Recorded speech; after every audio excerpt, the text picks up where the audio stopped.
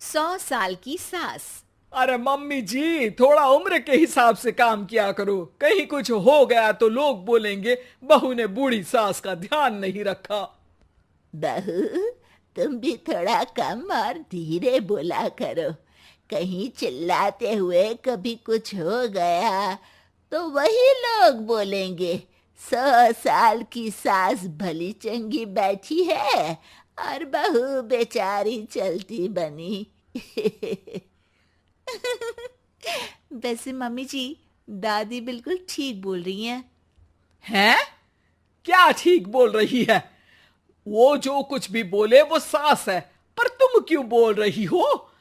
बहू होकर सास से जुबान लड़ाओगी क्या? ऐसा बोलते हुए निर्मला को धसका उठ जाता है। कहा था ना, मत चिल्ला मत चिल्ला। तुझे बिना सास और बहू से जुबान लड़ाए बिना शांति नहीं मिलती। अरे माँ, दादी की बात सुन लिया करो, तुम्हारे भले के लिए बोलती है ना। अरे कोई भला नहीं, इन्हें बस मुझे परेशान और शो ऑफ करने का शौक है। हाँ। चल झूठी। इस परिवार में 3 पीढ़ी की औरतें रहती है, जिनका हर समय कोई ना कोई अलग ड्रामा चलता ही रहता है, जिससे और किसी का पता नहीं, लेकिन सूरज बहुत परेशान रहता है। माँ, पियाली और दादी, आप तीनों के पास एक दूसरे को सास बहू वाले ताने देने के अलावा कुछ काम हो या नहीं, पर मेरे पास जरूर है। इसीलिए पियाली, जरा लंच ले आओ, मुझे ऑफिस भी जाना होता है। इस पर पियाली सूरज को लंच देती है और वो ऑफिस चला जाता है, जिसके बाद तीनों एक बार फिर अपनी बातों या कह लो कि नोक-झोंक में लग जाती हैं। इसी में दिन बीत जाता है। रात को सूरज के साथ उसके दोस्त भी खाने पर आते हैं। पियाली, मेरे कुछ दोस्त आए हैं। सॉरी, अचानक प्लान बना तो बता नहीं पाया। तुम जल्दी से डिनर बना दो ना। अरे वाह रे आलसी माँ की आलसी बेटी, पहले बिना बताए दोस्तों को घर ले आओ, फिर बोलो जल्दी से डिनर बना दो। इतनी जल्दी है तो खुद बना लो। अरे माता, सब बाद में दिखा देना, अभी खाना बना दो ना प्लीज। ऐसा बोल के सूरज दोस्तों के पास जाकर बैठ जाता है और पियाली डिनर की टेंशन में अपनी सास के पास पहुंच जाती है, जो अपने कमरे में आराम कर रही होती है।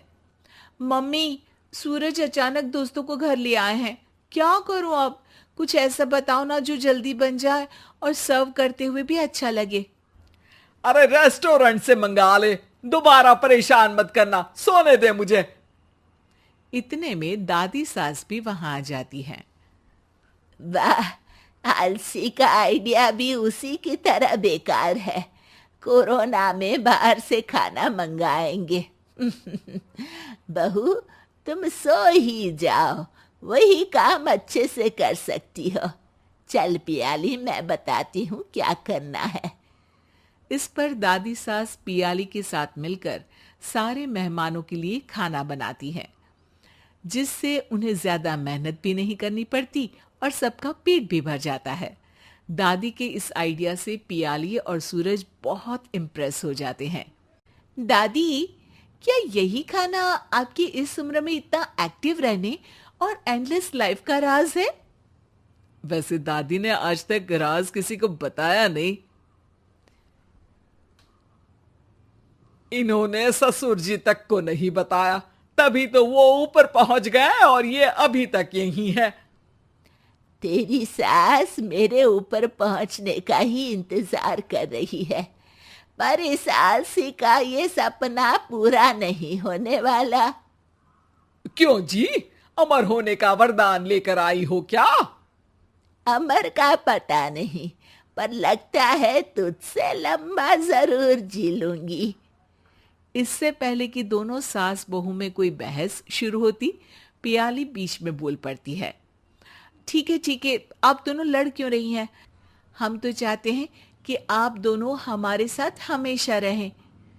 पियाली की बातों पर दोनों शांत हो जाते हैं और उनकी लाइफ पहले जैसे चलने लगती है, जहां दादी सुबह जल्दी उठकर कुछ न कुछ काम करते हुए पूरा दिन बिताती है, तो वहीं निर्मला और पियाली लेट उठने से लेकर धीरे धीरे आलस में काम करना और जब मर्जी सो जाने से अपना दिन बिताती हैं। एक दिन निर्मला की सहेली उनके घर आती है। अरे क्यों रे निर्मला, कैसे चल रही है जिंदगी? सब बढ़िया, बस ये बुढ़िया ऊपर जाए तो ज्यादा अच्छा होगा। अरे ऐसा क्यों बोलती हो? तुम्हें तो उनसे सीखना चाहिए, वो बहुत फुर्तीली हैं। मैं उन्हें रोज मॉर्निंग वॉक करते हुए देखती हूँ, और वहीं तुम और तुम्हारी बहू हैं जिन्होंने शायद सुबह का सूरज आज तक देखा ही नहीं होगा। सहेली की बात सुनते ही निर्मला भड़क कर चिल्लाते हुए पियाली और अपनी सास को वहां बुलाती है, जिनके साथ सूरज भी वहां आ जाता है, और ये सब देख सहेली वहां से चली जाती है। अरे सासू माँ, आपको हमसे क्या दिक्कत है? अब तो मेरी सहेलियां भी आपकी वजह से मुझे ताने देने लगी है। मम्मी जी, कुछ तो लोग कहेंगे, लोगों का काम है कहना, आप इग्नोर करो ना। अच्छा वैसे महारानी, वो तुम्हें भी वही सब बोल रही थी? है? मैंने क्या किया? अरे किलस क्यों रही हो? अब तो समझो और अपना लाइफस्टाइल सुधारो। ओ मोरी मैया, अब हमारा लाइफस्टाइल भी खराब हो गया क्या? आपका तो हाई फाई है ना, बस उतना ही ठीक है। तुम लोग हमेशा पूछते हो ना कि मेरी इस उम्र और अभी भी इतने एक्टिव रहने का राज क्या है, तो वो ये लाइफ स्टाइल ही है, जिसे हाई फाई नहीं पर सिंपल कहते हैं। दादी, अब कहना क्या चाहती हो? यही कि मैंने अपनी जिंदगी में बहुत किताबें पढ़ी हैं, जिनमें एक किताब से मुझे ये समझ में आया कि हम कितने गलत तरीके से जिंदगी जीते हैं। उसी के बाद मैंने एक अच्छे जीवन के लिए इकिगाई रूल अपनाया, जिसका मकसद तो सिर्फ अच्छा जीवन जीना था। इतना लंबा कैसे जी गई मुझे खुद अचंभा होता है। ओह, तो मतलब आप मुझे परेशान नहीं करती थी? वो तो आप करती हैं। वैसे ये इकिगाई क्या है? थोड़ी रिसर्च खुद भी कर लो आलसियों, सब मैं ही बता दूं क्या?